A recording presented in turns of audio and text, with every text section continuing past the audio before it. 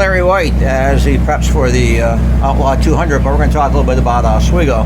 Larry, many people know you as a driver, but you're also pretty good at track prep. How long have you been doing that? I've been helping out here between Brewerton and Fulton since we owned the place, and then back in the day when we owned Can-Am, used to help out my dad and with all the stuff up there. So it's kind of never really been in charge of it per se for any particular event, but always, whether it's been running a grader, water truck, packer truck, been involved in it most of my life. What have you learned about racetracks? You must learn a little bit doing, your prep for a track on a weekly basis. Really, you could, prepping a racetrack is a lot like baking a cake, where depending on what type of cake you want, where I would say that's in terms of what racetrack it is, whether it's Lebanon Valley or Oswego Speedway, each track has its own recipe. Each track can only hold so much water. The track can only handle so much racing on it before it starts to lay rubber. So it's just understanding what your surface is and what your surface can take. Fortunately, with Brewerton and Fulton, it's the same clay. The only difference is Fulton has blacktop underneath it, Brewerton doesn't. So we know what this clay likes as far as how much water we can put on it throughout the week, getting it ready for race night. And then when it comes to Oswego, we can treat it just like Fulton because it's pretty much the same animal. It's got blacktop underneath, about 6-8 inches of clay on it.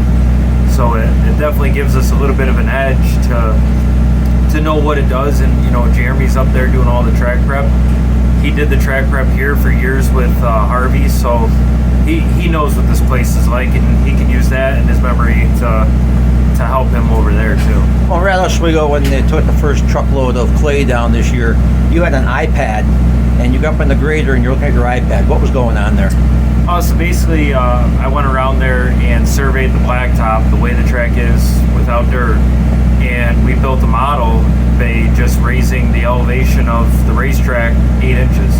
And then the bulldozer has a GPS on it, so it's 8 inches all the way across to, except for, a couple low spots or a couple high spots in the blacktop that we just didn't catch in the survey.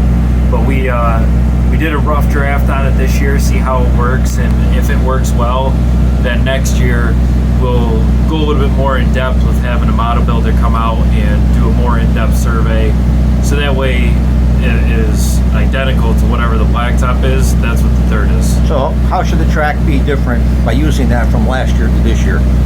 So one thing we did was we manipulated the program a little bit and added a little bit of banking into turn 1 on the entry. So if you're out there on the track, you'll see a little bit of a shelf at the top of turn 1 where it kind of flattens off to the wall. And we did that to try and make it so you could run in a lot harder on the top and keep up with the guy on the bottom, or get a little bit of an advantage before you get to 2, where naturally the banking is a little bit flatter in turn 1. Turn 3 has enough banking, so we didn't touch that, but we just added an extra 6 inches to the top third of turn 1 right to the apex, and then blended it in from there. Okay. So the track should be significantly different this year than last. Oh yeah. Compared to last year, it's gonna be night and day. I think it's gonna resemble probably 2018, 2019. That's what I'm thinking Jeremy's gonna do, because Jeremy likes to keep a track hard, hard and slick. That's definitely his MO, and it may lay a little bit of rubber in some races, but it's one of those deals where if it lays rubber towards the end of the race, it is what it is. As long as we're on top of it, we have the equipment there that if it starts to take rubber, in between races, we can run out there quick and get that gone.